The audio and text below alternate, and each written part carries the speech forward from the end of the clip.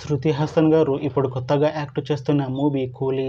అయితే శృతి హాసన్ గారు ఈ కూలీ మూవీకి ముందు లాస్ట్ యాక్ట్ చేసిన మూవీ సాలార్. అయితే సాలార్ మూవీ రిలీజ్ అయ్యి 1 ఇయర్ అయిపోయింది.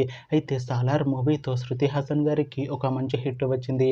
అయితే శృతి హాసన్ గారు సాలార్ మూవీ రిలీజ్ తర్వాత 1 ఇయర్ టైం గ్యాప్ తీసుకొని ఇప్పుడు మళ్ళీ ఈ కూలీ మూవీలో యాక్ట్ చేస్తున్నారు శృతి హాసన్ గారు.